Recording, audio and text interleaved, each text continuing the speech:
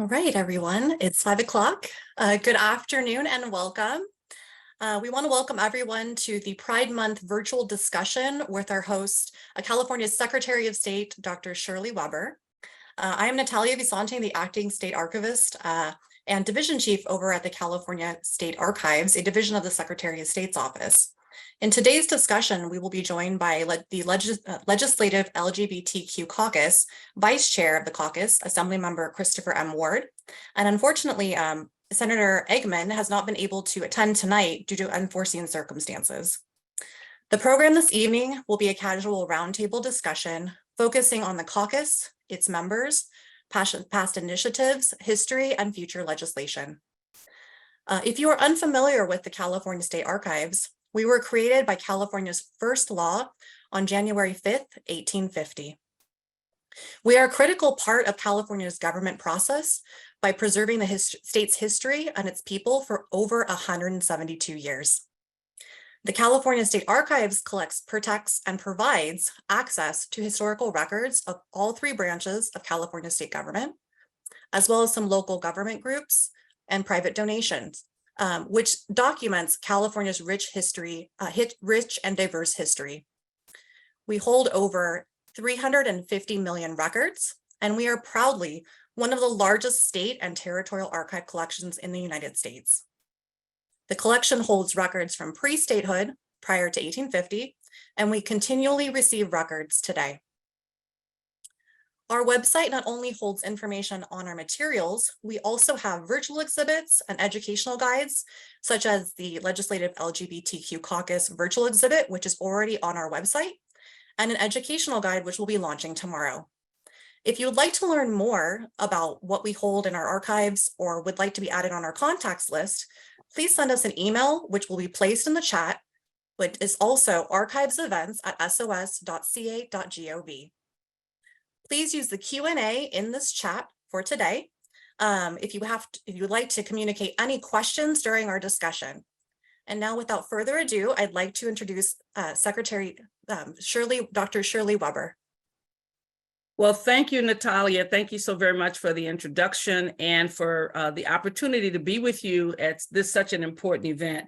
I'm California's Secretary of State, and I'm really honored to be with you. When I became Secretary of State through an appointment by the governor and eventually an election last year to full term, I was pleasantly honored to be the person in charge of the archives, being a historian and working in ethnic studies for 40 years at San Diego State. I'm a history buff. I love information. I love learning about the past. And so when I discovered that a part of my job not only was to deal with elections and business filings and public relations and all of the other things that go with the Secretary of State's office, which is a tremendous responsibility, is that I also had in the building the museum, which was really exciting, and being a member of the museum's board. But I was responsible for the archives, which is an amazing organization and a treasure for California. So I every now and then sneak down there and I would look at something, but I'm really, really pleased, and I hope you will take advantage of that. And the unique thing with our archives is that it's not just a past and a cold archive. It's a hot archive. It's alive. It has things in it that are current. We have videos, we have interviews, we have, as well as other documents and things that are, the oldest Bible in California, and all those kinds of things can be found in the archives. And so it really is a wonderful place to visit, not only for those who are history buffs, but those who just are curious as to what California has been all about. And our archives of the last few years have really focused upon the diversity of California in every aspect, whether it's dealing with the cities and dealing with the rural areas, or dealing with the diversity of how people came to California and what makes up California. So there's a lot there to be learned, and there's a lot to be contributed, and we hope people will take advantage of the archives as well as contribute to the archives. So I'm honored to be here today. I think it is wonderful and timely that in this environment that we're talking about Pride Month, and Pride is an extremely important part of all of our lives. You know, having a sense of self and importance and how you fit in the world is extremely important to everyone. And so we're honored to have with us today a member of the caucus, the LGBT caucus that's with us today. California is unique and also in a way that its legislature has caucuses. It has numerous caucuses that are not really the kind of caucus you think that we think of as the business caucus or whatever it may be, but we have caucuses that celebrate the diversity of California. The oldest caucus I understand is the Black Caucus. It's over 50 some odd years old. And then we have, of course, our Chicano caucus, our women's caucus. We have a Jewish caucus. We have our API caucus, and more recently we've added a Native American caucus. And so there's some requirements you have to be a caucus, a certain number of individuals and so forth and so on. But the unique thing is that caucus then is able to add richness to the legislature, give us things that we normally may not know about in terms of celebrations on the floor, celebrations in the state of California, and to really accent the diversity of it and teach us each other about each other's being. So we're pleased to have with us the LGBT caucus with us today. And I had hoped that we would have had my good friend, Dr. Eggman. Eggman and I came into the legislature together in 2012, and I met her at that time. And since then, we've been very good friends. And I know she's had lots of challenges, and as all of us in 10 years, you've had all kinds of things, additions to your family, you know, additions to the things that you do. And so she's really a powerful woman and is now the chair of the caucus, but she has a crisis, a family crisis, and her priorities are straight. She knows what's important. She knows where to be when it's supposed to be. And so she is handling a family matter today, but otherwise she would be here sharing with you what we've done over the last 10 going on 12 years as members of the legislature. But we have someone who is equally strong, equally committed, has been a champion for LGBT rights, but really a champion for all of our rights in California, and has served as not only as a member of a staff, a legislative staff, but he's also been a city councilman in San Diego, representing one of our most active and vibrant communities. And then planned to and come to California, come to the legislature some 2 years ago into his second term, already making an impact in California. And so he is the vice chair of the California Legislative LGBT Caucus, and already has made his mark in terms of leadership in the Assembly, and has been a real strong champion of rights throughout the state and throughout California. San Diego is very proud of him. I'm San Diegan, so we're very proud of Chris Ward, who has come to this district and has come to the Assembly to make a difference in the lives of not only the LGBT and as a good representative, but also for all of California. And I'm just really excited about him being here today and sharing his perspective, you know, on not only what he's done in the legislature, but also what he's done beyond that. Chris is like I said, he represents the 78th Assembly District. He came in 2020, so he's in his second term. He's the Speaker Pro Tem in the Assembly, so he's obviously risen to leadership. And if you ever look at us on television, you will see Chris hitting the gavel, calling the group to order, making sure things happen. He's also the Assembly designee at the State Coastal Conservancy, and he's also the vice chair, as I said, of the LGBT Caucus. He serves as chair of a select committee on biotechnology. And those things are important to know, but probably the most important thing he would tell you is that he's married, and he also has 2 amazing children, and that he's had since they were tiny little fellows. And now when I see them, they're almost somewhat his height, but they are definitely actively involved and concerned. And he is truly a father and a spouse who makes a difference. So we're happy to have with us today, Chris. Chris, thank you so much for being willing to join me today in this conversation. Well, Dr. Weber, thank you so much for that really generous introduction and the ability to be with you here. Happy Pride Month. I'm just so grateful for your continued commitment to our community, to all of our communities in California, but also what you had mentioned, harkening back to the archives and the important role that our Secretary of State's office plays in making sure that we preserve the important moments of history and all of the things that really are the foundation of what makes California special. And it's just, really warms my heart, and on behalf of our caucus and so many LGBT Californians, want to thank you for taking a moment to talk with us a little bit tonight about LGBTQ Pride Month and the caucus and the benefits that we're able to provide. You gave a really warm introduction that I think kind of hit all my high notes. It's just, I think for the viewers out there, I'm so excited that you're our Secretary of State. The only trade-off there was that I was really looking forward to serving with you because, of course, when I was elected in 2020, you had just been reelected to your 5th term. And I thought I have a lot to learn from Shirley Weber, and that's going to be great. But then, of course, you were the immediate tap to be able to fill that vacancy. And so we're lucky to have you in these really important, responsible positions for our state. Second term, 3rd year now, serving in the legislature after a time on city council and being legislative staff. I really got my start, I think, in politics because of the LGBT community down in San Diego. When you think back at a time when our politics was a little bit more kind of closer in San Diego, we've gone very hyper democratic in many of the elections, but there weren't always people that we were electing who supported me and my community. And that's really what lit a fire in my soul when I was a young adult, was trying to make a difference and making sure that good people got elected so that we could have better policies for the people that were in my community. And all the history that we went through with Proposition 22 and the Knight Initiative, and of course, Proposition 8, I want to talk about that a little bit later. These are seminal moments for our community that really reminded us that the people that we elect matter, and making sure that we've got representation at the table helps inform both the voters and the policymakers that are going to be changing lives, hopefully for the better here in California. So the caucus has been around since 2003. So we actually just celebrated this year our 20th year of its establishment. It was small. We started off with 4 members, all women, including one of my predecessors from San Diego, Christine Kehoe, who was also my predecessor on the city council seat. And with those 4, and then a couple years later, with the addition of Mark Leno and John Laird, when he got to the assembly for his first term, they were a caucus of 6. We are now a caucus of 12.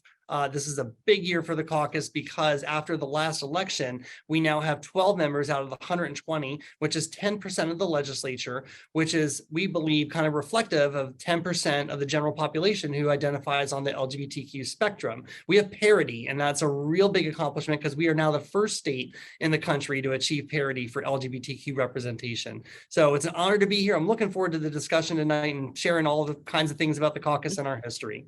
Well, you have a great history, and you have some great predecessors. When we think about great individuals in the legislature, and particularly in San Diego, which was kind of a sleeper of a town and not really politically strong, it's now seen as one of the strongest areas of California in terms of legislators, in terms of doing work, getting things done.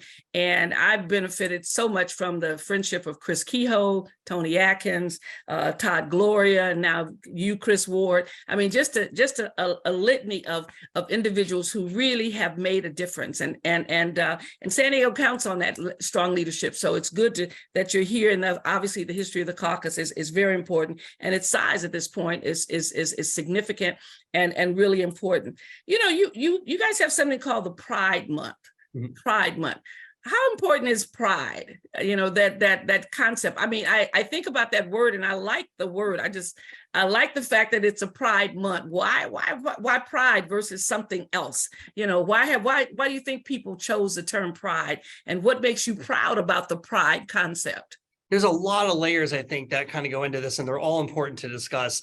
Pride, for many right now, it's just a chance to make sure that it is an affirmative and positive moment of a month, and certainly many communities have celebrations, parades, and festivals to be out, okay? And that is why it's a fundamental issue for our community that really harkens back to our history of when it was shameful, when it was people were repressed, people were told that they could not be their authentic selves, that they could not love who they wanted to love.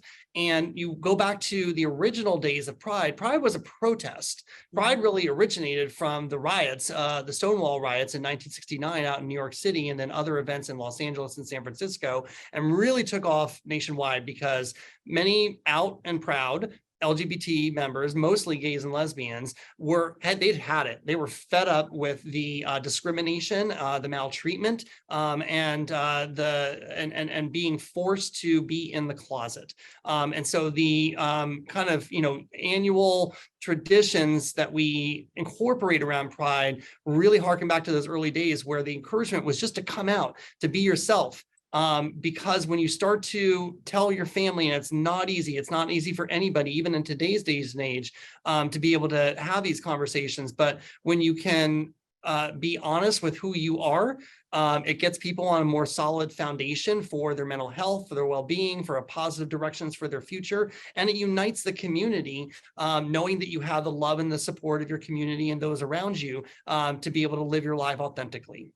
That's so great. When I think about the various caucuses, the LGBT caucus is one caucus that people can hide out in different ways in their community and their families, and where if you're African American, we know you're African American. We can see it, and so it's great that this focus upon pride is really, really important. That people are free to be proud of who they are. That's right. And so that's when I think of Pride when I said, okay, this says, hey, be proud of who you are, because others can't hide, and they may not be proud, but they can't hide. They can't pretend to be anything other than what they are.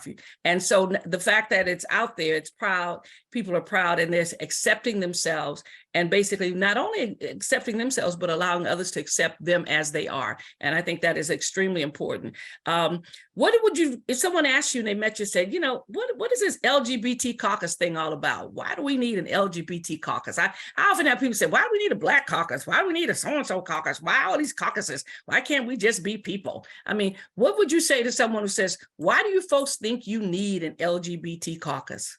Well, like you and I highlighted, we are one of 6 diversity caucuses, and there are many more informal caucuses that are important to be able to gather members together that have this common interest or common demographic, and make sure that we are reflecting some of the issues that are important to our community, members of our community that we represent, because we're at the table and we can make that concentrated difference. Not everybody, many people come up here, as you know, with a lot of goodwill and they want to do the right things, but sometimes they just don't know because they haven't had that personal experience, or they haven't talked to anybody about disparities in our community, or other things of maltreatment or other needs that we have that are very, very specific. So when you are able to come together as a diversity caucus, or in our case, the LGBT caucus, we are able to listen to our community, bring those voices up to Sacramento, and then engage with our counterparts, our fellow legislators as well, to let them know what is going on in the LGBT community, why something is important to provide focus on a policy improvement or on budget support. And those are the kinds of things that the caucus is able to be able to synthesize together and to be able to put into the mix of legislative decisions. Sounds great. Sounds great. Yeah. And these caucuses do, I mean, sometimes people don't realize that it can be very alienating and isolating when you come into new places, and just being able to get your voice and have the support of those who share that opportunity, that chance to share with others who you are, is extremely important for people to be able to free to do that. And our caucuses give folks a chance to do that. I've learned so much from my caucus friends, my caucus colleagues, about traditions and values and why things happen a certain way that probably they wouldn't have shared if it hadn't been coming from their caucus, from all of them, to basically, these are the things we value. And it obviously, for me personally, it just makes me a stronger person, not about who I am, but my relationship with them, and opens up the opportunity for me to ask questions about, what is this like, and what transforms this, and so forth and so on. And I'm sure over the years, the caucus has been in existence now for a while. Over the years, the caucus has transformed itself because most groups do. As they get stronger, they get more confident about what they're doing. And which of the, you've talked about some, but if you had to pick just one person who has truly inspired you as a caucus member, who's been active, and they don't have to be heavily in the leadership, but who really has inspired and supported you, who would you choose? I mean, who would you say is that person that has kind of liberated your spirit to be able to do the things that you're able to do? Oh boy. Well, of course, I can't just pick just one because we have such a rich history of individuals. And, I would absolutely have to start off and, recognize our San Diegans with Christine Kehoe leading the way. There were those that ran before her down in San Diego and they Right. did not survive their election, but they tried. They got out there and that gave a little bit of an opening for Chris to come through and break through that glass ceiling. And because of Chris's leadership, and really, she's just a remarkable elected official, she carries with her the ethics and just the responsible nature, a level head to make really smart and good decisions.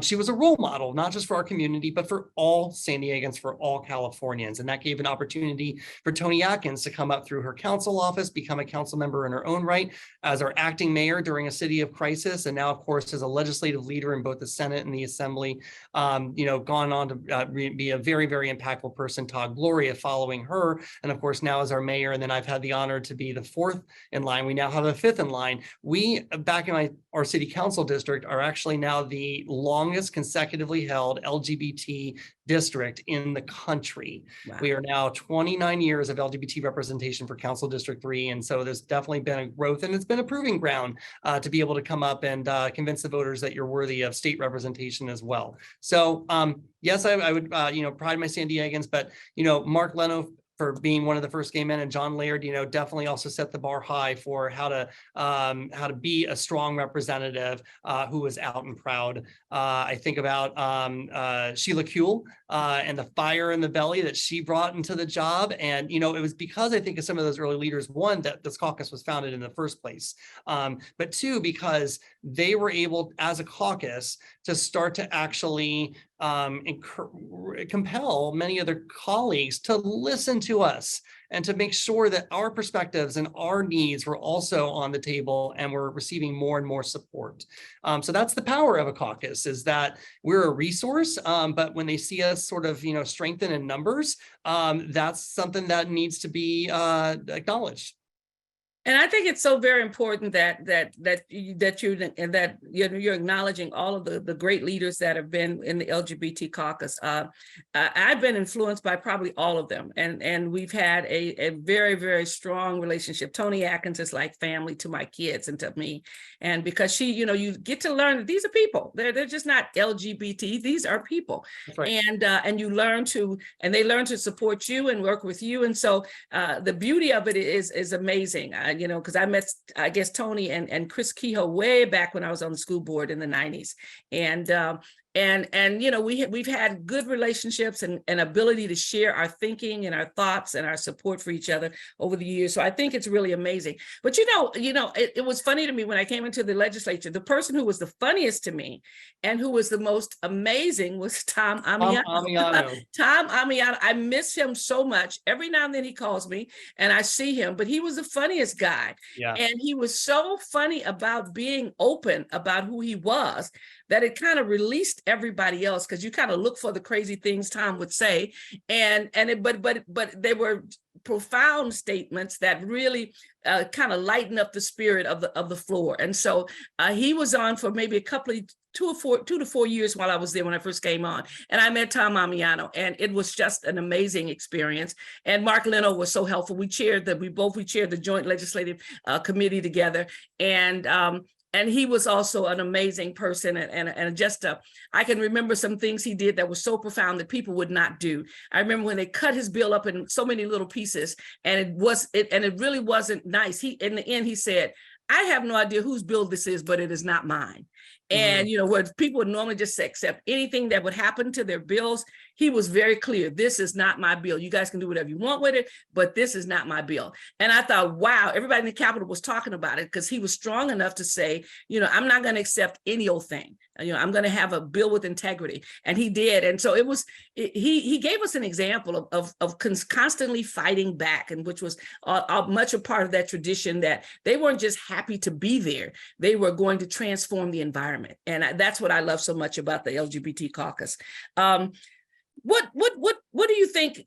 What events are you guys doing now that really you think is going to change the trajectory for the caucus? There's so much happening in the world outside, and we're so fortunate in California to have a very strong caucus.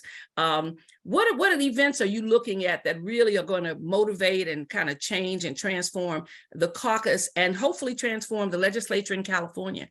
Yeah, and I think because we've grown now to this number of 12 and we're 10% representation, there's a couple of things. First of all, we can do more. We have more members and they're taking on new angles, new initiatives, and that's wonderful.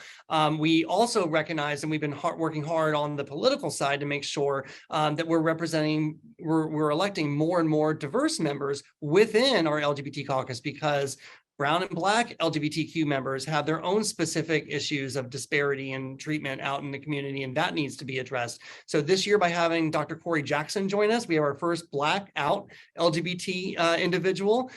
We had our 2 years ago coming in my class, Alex Lee, the first openly bisexual legislator. And again, this is being present is going to be able to help remember that some of these perspectives or these nuances that are important to individuals out in our communities are not lost.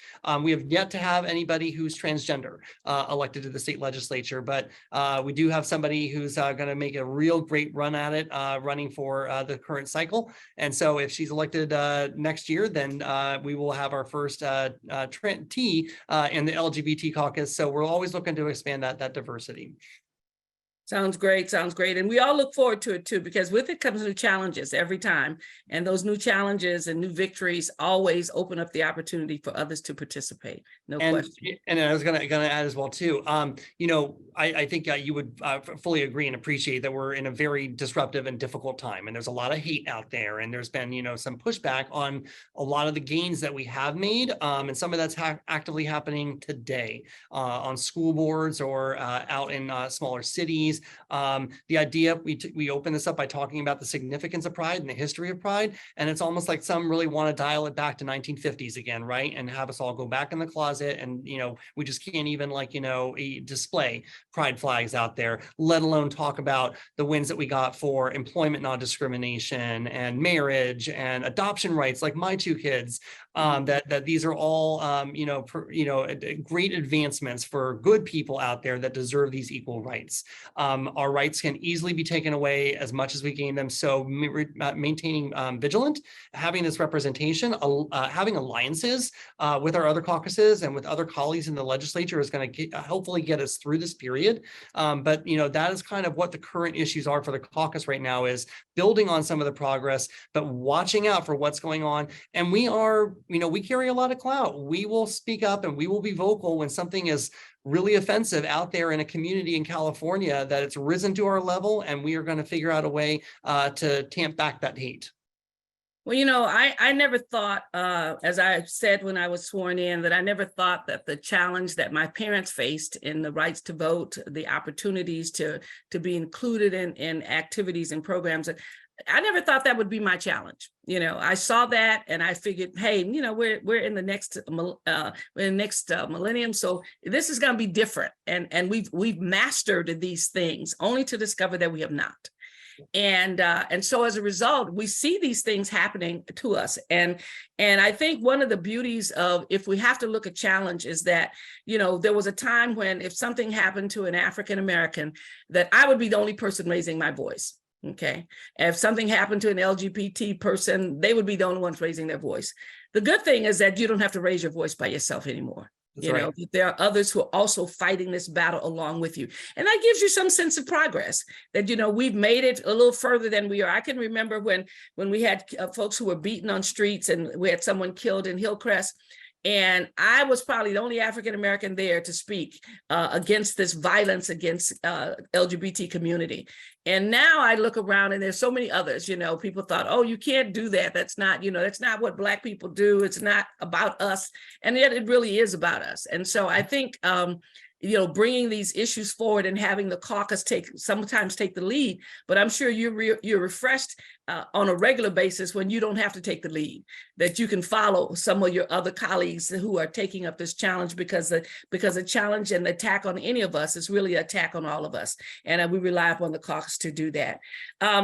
What do you see for the future for the LGBT caucus? What do you see as a future for you? Because, all of us would love to be in a position where we could just have festivals and parties, one right after the other, and, just wear our multiple colors and do the great stuff that we like to do. But what do we see? Because it's a constant struggle. It's a constant battle. And you can't give up. You can't. If you do, it's over. And so what do you see as the future for the LGBT caucus? So many things. So we recognize again that we have a lot of work to do, not just to protect our gains, but also build on those. And so we've got legislation in motion to be able to support teacher training programs that are going to make sure they understand cultural competency and issues for LGBT students, that we are working to be able to support the needs for transgender Californians. There's been a lot of different issues that needed statutory updates, and we continue to work on a series of those bills over time, working on foster care and the right and access and equality to be able to support great and would-be parents to be able to have those options as well. But one big one coming up this year is going to be Assembly Constitutional Amendment 5, which is sponsored by the Evan Lowe is our principal, and the whole caucus is behind it. You probably remember back in 2008, we had Proposition 8, which unfortunately was narrowly passed by the voters. And this enshrined in our California Constitution discriminatory marriage policies that it was only between one man and one woman. And of course, a couple of years later, the U.S. Supreme Court overturned that, and that was great. Unfortunately, we're very nervous, and we experienced this as they overturned Roe v. Wade. There's been very present language that some of those justices do want to revisit Obergefell and some of the other cases that led to that moment of equality. And so if that also fell, then it would revert back to our California Constitution, and the right for two individuals of the same sex to be able to marry would be stripped away again. So we have ACA 5, which is going to be going forward to the voters next year, and if passed, would actually take that out and enshrine the freedom to marry in the California Constitution. So we don't want this obviously to regress on a national scale, but we're going to protect Californians and get this stuff out of our Constitution. That's one big project that we have. I'll say generally, and I'm working on our own sort of intra-caucus diversity issues. We have an initiative this year to get out to more rural communities. Look, LGBT Californians are everywhere, and I told my colleagues on the floor, we all represent about 500,000 people. So give or take, we all have about 50,000 LGBT constituents in each one of our districts. But you think about a lot of the activity in San Diego and Hillcrest, right? In West Hollywood and San Francisco, and sort of these, hubs. And they've been great gravitation points for, the early days that we had. But, people don't need to leave their home community in Fresno or out in rural communities as well. So we're going to them. We've been to Grass Valley and Nevada City. We're going to Solvang soon. We're going to Fresno. We're getting out into other parts of California that don't always see elected officials who are LGBT to let them know that we are going to be there for those community members too, and that their voices matter as much, because there are some challenges in rural California, and particularly for those who are LGBT, they need to know that they have somebody fighting for them at the Capitol.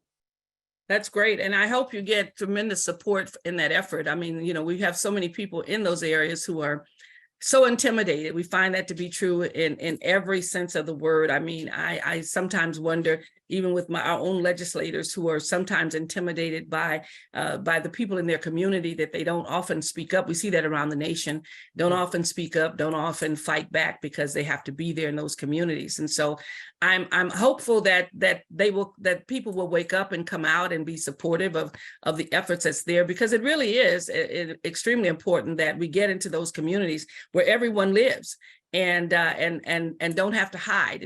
Oftentimes people live in communities where they never have to say what everybody knows, and that keeps people feeling better, quote unquote, about themselves. But that's great. That's exciting. Hopefully you will share what you're doing and the results of it, so that we can really see the diversity of California. And it's not always easy to see it, but it has to be done. And who better to do it than the LGBT caucus and its friends? I say emphasize, and its friends, so that we're not, that you're not out there by yourself when others don't feel that it's really important to have a sense of voice. Because the reality is, if they come for you in the morning, they'll be for me in the evening. That's the old adage that says, all of us become vulnerable when any of us are vulnerable, and the rights of everyone, any one person, is the rights of all of us to be respected and to be cared for and to be a part of it. So that's great to know that you're expanding your reach, because so often we think our We think our rural community is something else, that we don't have friends there, that we don't have colleagues there. I often tell people when I was first, when the governor announced he was going to nominate me to be a Secretary of State, the first person who texted me was someone way up north, one of my assembly members way up north, and he has a farm, and his wife he was out on the back 40, I understand, fixing fences, and she rolled through the fields telling him Shirley's going to be Secretary of State, that kind of thing. She was so happy. So this is, and somebody said, yeah, I know somebody way up north in California who are good people, and we have to keep reminding ourselves that we have to give people an opportunity to be good people, that they don't always get a chance to do it, but to stand up, to be counted, and to raise the issues that are really, really important. So that's really excellent.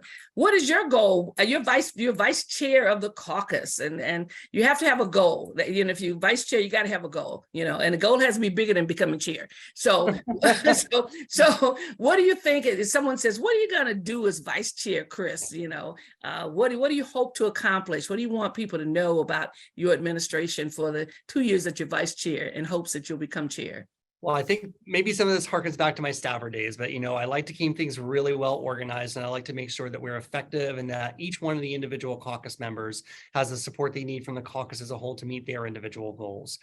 So by continuing to meet with my colleagues on the assembly side, and Senator Eggman, of course, is our chair with her senators on that side, we're making sure that nobody is left behind in their priorities when we're thinking about what does the caucus get behind, and declare that it's a caucus priority in some of the legislation. How are we influencing with our advocacy groups the work that we do? And what are we doing on the state budget, as we want to make sure that needs that are specific to our community are not left behind?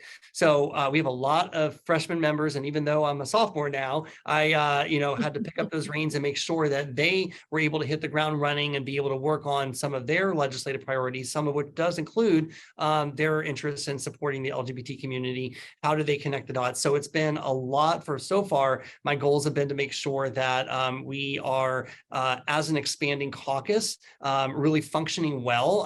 One of the things sometimes in the caucus, families can have internal arguments, but we actually, have, really great monthly meetings where we've got a really great synergy and harmony with each other. And we know the different issue areas that people are working on, and we're here to support each other. I like, again, I mentioned the rural aspect. That was Senator Eggman's interest, to be able to get out to new communities. We also want to stay connected with our tribal communities as well, and make sure that that relationship is very strong. So we have, expansive goals. As we grow as a caucus, we can do more. We can cross-pollinate with other issue areas as well. And so we're going to stay the course and build on the foundation that our predecessors laid for us. Sounds great. Sounds great. I want to remind folks, if you have any questions, don't hesitate to put them in the Q&A. We're about to come up to that portion. If you have some questions that you'd like to ask, we want to make sure that you have a chance to have questions. And so be sure to add them to our Q&A section on this call. Just to, as we talk, oftentimes people see things and they say, God, I wish I could do something. I wish there's something that I could be a part of, even though I'm not in the LGBT community, or maybe I am. What can I do? What do you guys say to community people who want to support your agenda, who are looking for ways in which they can really make a difference in their community, as well as in the caucus's life and growth and the Capitol? What would you say to someone who's just genuinely interested in wanting to have an impact or be involved with the caucus? Well, I would say back in the district, make sure you're coming out to some of our town halls or coming for a district office meeting and talk about the ideas or the observations that you're seeing out there. Our whole job is to be able to respond and make lives better based on the input that we're having, and trying to make the best judgments about whether to vote yes or vote no. One of my favorite things is actually getting some of those district ideas and turning them into legislation, because you would have an advocate, and I have a bill right now that's seeking to be able to support the privacy needs for transgender youth. That came from a constituent who runs a great organization. It's very grassroots. They don't have a lobbyist. They don't have anybody up here that kind of knows the threats, but they have a representative. And so when you can take some of those district ideas and say, I think you are right on that, and let's turn that into a law, that is just such a fulfilling opportunity opportunity, and it comes as a part of this job. So I would encourage individuals to, stay connected with their assembly members and senators, talk about the observations that they have. And we have great synergy with many of our other statewide advocacy organizations, whether it's Equality California or some of the other more local organizations, your probably local services center like an LGBT center. These are all really great points that we stay connected with as well, to make sure that we're all on the same roadmap. Because we're going to need their support for some of the heavy lifting, like repealing the marriage ban in our Constitution. That's going to take everybody. So I think being active, staying connected are just the most simple things. But sometimes people say, okay, I'm going to go off and this is great to listen to this webinar, and they're going to forget. No, don't forget about it. Like, I'm serious. Reach out. Tell us how you want to vote on something. Tell us what's going wrong, because we can maybe be in a position to help fix that. Sounds great. Sounds great. And I think we often, I know in our office at Secretary of State, we're constantly jumping up and down saying, register to vote, and then be sure to vote, vote your interest, because that's where your power lies, and so forth and so on. And we've been able to reach a lot of different young people, and a lot of LGBT young people who are taking the charge to say, I can make a difference because I can vote, I can have my voice heard, and I can change laws, and people really do. And so that in itself, I think is amazing to do. The caucuses are forever looking for people to help in their district, their local districts. I think your websites often will put out information about what's happening, not only just in terms of the caucus in Sacramento and the various areas, but also the name of the individuals and the persons in their community that they can reach out to. And when you're in something like your LGBT community, you're the caucus of the LGBT community. It's interesting that your reach is not just in your district, which is always interesting. You become the person for that county. Being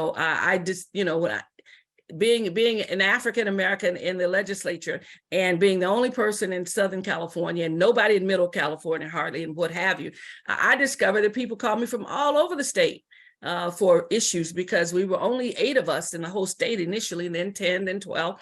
But as a result, you find yourself not having the luxury of sometimes being only representing this 500,000 people in the assembly. You now have the state of California looking to you to author legislation that protects them, protects their rights, because they may be in some rural community where there is no LGBT legislator, or if there are, they're not saying it.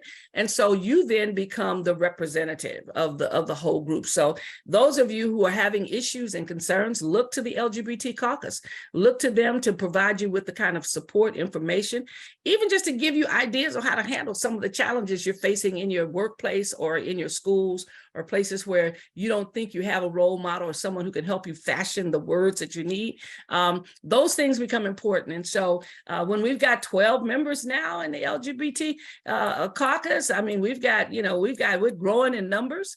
And they are there to represent not just the LGBT caucus in their district, but hopefully the views and the issues that face LGBT people in the state of California.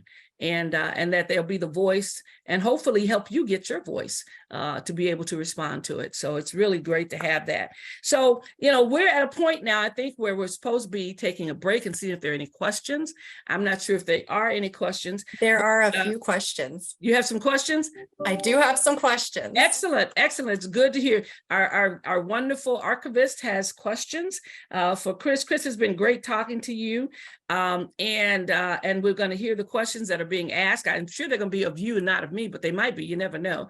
You never know. Never, ever know. So always be prepared. But it's been great chatting with you. I'll have to tell my good friend Egman, I really didn't miss her that much, but I'll tell her that you did a great job in keeping the conversation going. And then we'll have to have her back at another time to see how she's doing, but also to get her perspective as a woman who has been, who's done a whole amazing things in a community in Stockton, and continues to be an activist, and is terming out next year in 2024.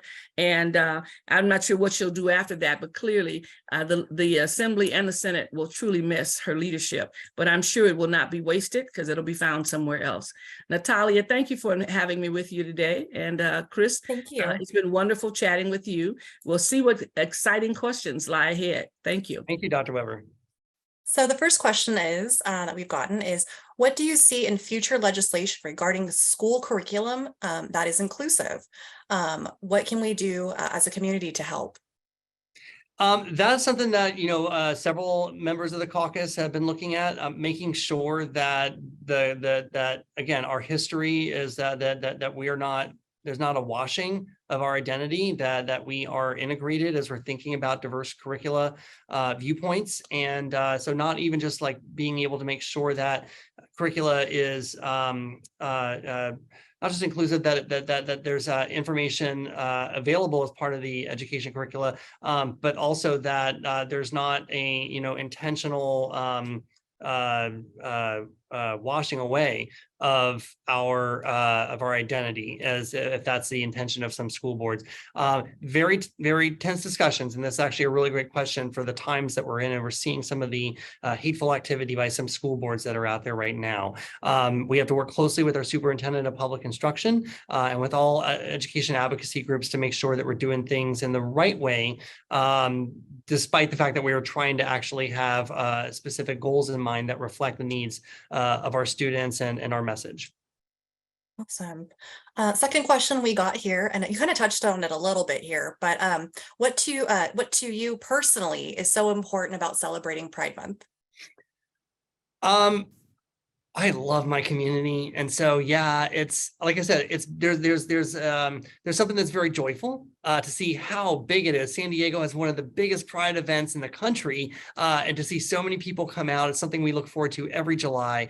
It's just a very warm time, and it just, everyone is so happy. But it's also a reminder of the things that the reason we need to come out together as a community and be so visible is because there's a lot of hateful forces, a lot of actions and activities that are out there that will prevail if we're not vigilant.